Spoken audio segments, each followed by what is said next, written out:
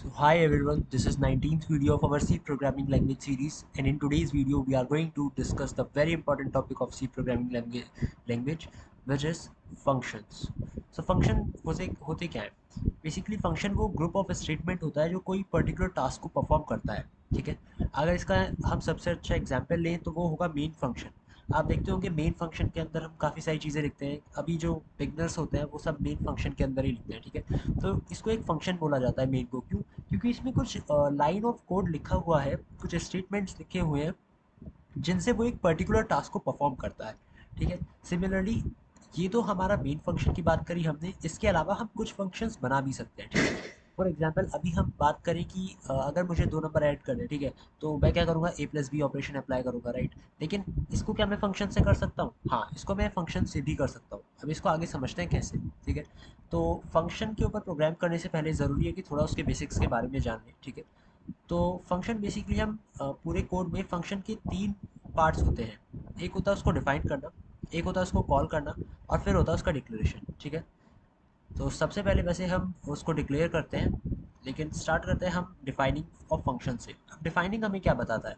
Defining होता है कि अगर आप कोई फंक्शन बना रहे हो, ठीक है, तो फंक्शन में आपका जब आप फंक्शन को एक तो डिक्लेयर करोगे और दूसरा होता है उसको डिफाइन करना। ठीक है, तो फंक्शन को अगर आप डिफाइन कर रहे हो, इसका मतलब ये है कि फंक्शन में आप उस टाइम पर उसकी बॉडी लिख रहे हो, यानी फंक्शन क्या ऑपरेशन परफॉर्म करेगा, क्या काम करेगा फंक्शन। ठीक है, वो जो भी कोड होता है, वो जो भी स्टेटमेंट्स होते हैं, वो आप डिफाइन पार्ट में लिखते हो। ठीक है, तो डिफाइनिंग फंक्शन में इसका एक थोड़ा सिंटेक्स देख लेते हैं किस तरह से। ठीक है, यहाँ मतलब एक प्रोटोटाइप दे रखा है आपको कि यहाँ मतलब एक तरह से आपको ये कोड किस तरह से बनेगा डिफाइन में, वो दे रखा है। जैसे return type function name parameter list body of the function and these curly braces. ठीक है, तो रिटर्न टाइप क्या होता है? रिटर्न टाइप जैसे इंट, कैर, ये सब आपके रिटर्न टाइप होते हैं। ठीक है, अब फंक्शन इन द एंड कुछ वैल्यू भी रिटर्न करता है।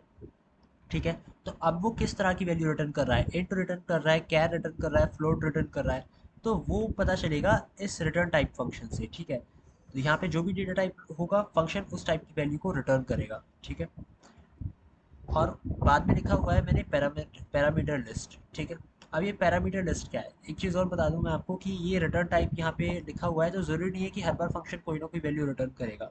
अगर वो कोई वैल्यू रिटर्न करता है तो जिस टाइप की वैल्यू रिटर्न करता है मैं वहाँ पर लिख दूंगा। जैसे अगर इंट को रिटर्न कर रहा है वो, तो मैं यहाँ पर इंट लिख दूंगा।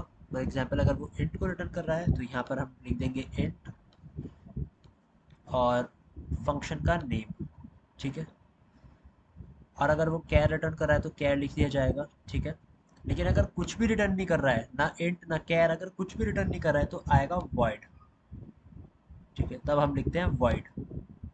ये तो हमने उसके डिफाइन में जिस तरह से लिखते हैं वो हमने डिक्लेयर मतलब बताया भी आपको कि उसका डेटा टाइप क्या है वो। ठीक है, उसके बाद यहाँ पर हमने लिखा हुआ है फंक्शन नेम, सॉरी यहाँ पर हमने नेम लिखा हुआ है। नेम मतलब फंक्शन का नेम क्या है। ठीक है, वो चीज़ होता है।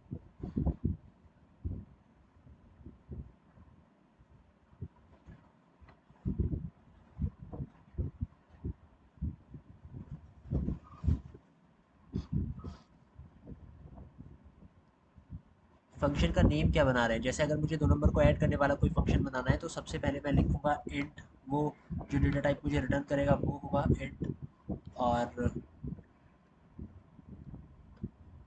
उसके बाद फंक्शन का name for example int add, and then इसमें जो भी मुझे पैरामीटर पास करना है। पैरामीटर कौन से पास करूंगा? जिन वेरिएबल्स पे मुझे ऑपरेशन परफॉर्म करना है। जैसे मुझे ए और बी को ऐड करना है तो वहाँ पर मैं ए और बी को पास कर दूंगा।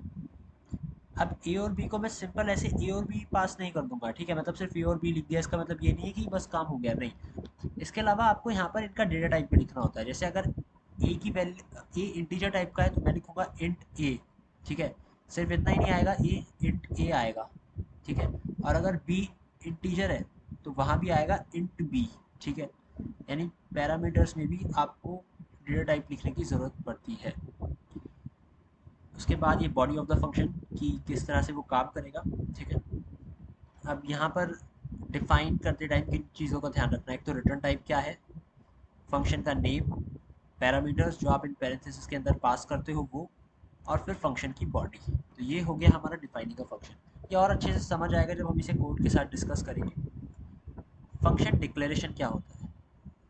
अब फंक्शन डिक्लेरेशन फंक्शन डिफाइन से थोड़ा सा अलग होता है, ठीक है। इसमें क्या करो, देखो डिफाइन में तो आप बता रहे हो कि फंक्शन किस किस तरह से काम करेगा, है ना। वहाँ तो आप एक कोड लिखते हो, फंक्शन को डिफाइन करते हो कि फंक्शन क्या टास्क परफॉर्म करने वाला है, ठीक है।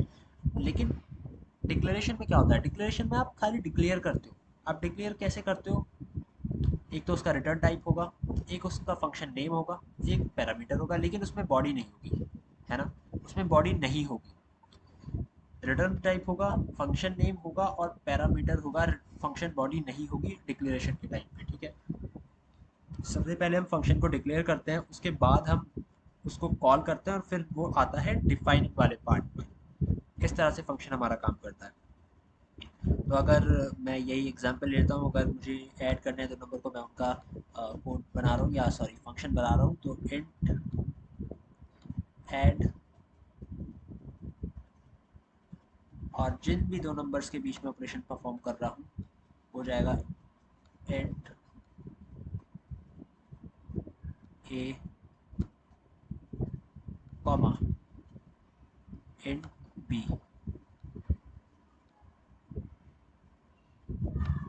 इस तरह से हम इसको डिक्लेयर कर देंगे। नेक्स्ट आते हैं हम कॉलिंग ऑफ फंक्शन वाले पार्ट पर।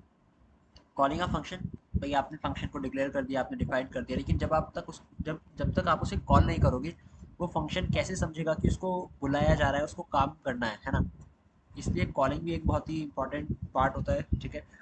जब तक आप उसे कॉल नहीं करोगे तब तक फंक्शन काम नहीं करेगा। अगर आपने मान लीजिए डिक्लेयर कर दिया, ठीक है, और आपने डिफाइन भी कर दिया, लेकिन आपने फंक्शन को कॉल नहीं करा, तो उस केस में किसी काम का नहीं रहेगा आपका फंक्शन। सो ये बहुत नेसेसरी होता है कि अगर आपको फंक्शन से काम निकलवाना है तो उसको कॉल करना पड़ेगा, ठीक है। तो कॉलिंग ऑफ फंक्शन यानी आप खाली उसमें फंक्शन का नेम देते हैं, ठीक है, और जो भी पैरामीटर आपको पास करना है वो, ठीक है। तो यहाँ पर सिंपल मैं, अगर मुझे फंक्शन को कॉल करना है तो मैं उसका नेम लिख दूंगा, ठीक है। फंक्शन को कॉल करा जाता है उसके नेम से, ठीक है। और जिन भी वेरिएबल्स पे मुझे ऑपरेशन परफॉर्म करना है, जैसे इंट ए कॉमा बी, लेकिन यहाँ पर मैं इंट नहीं लिखूंगा, नहीं, यहाँ पे डेटा टाइप नहीं आता है, ठीक है। यहाँ पे डेटा टाइप नहीं आएगा, यहाँ पे जिन भी टू वेरिएबल्स के बीच में आपको ऑपरेशन परफॉर्म कराना है उनको आप इन ब्रैकेट्स के अंदर पास कर देंगे, ठीक है। जैसे ए कॉमा बी, और यहाँ पर आपको डेटा टाइप नहीं लिखना है। तो कॉलिंग का फंक्शन में सिंपल सा तरीका ये है कि बस फंक्शन का नेम लेके आपको कॉल करना है, और जिनके बीच में आपको ऑपरेशन परफॉर्म करना है, ठीक है, वो आप इन ब्रैकेट्स के अंदर पास कर देंगे, एंड विदाउट डेटा टाइप, ठीक है, विदाउट डेटा टाइप, ठीक है। तो ये हो गया हमारा फंक्शन का कुछ बेसिक। और इसके बाद नेक्स्ट वीडियो में हम डिस्कस करेंगे कि फंक्शन के कौन से टू टाइप्स होते हैं, और कोड के साथ उन्हें डिस्कस भी करेंगे, ठीक है। तो मिलते हैं नेक्स्ट वीडियो में। आई होप आपको ये वीडियो समझ आया हो। Till then keep learning.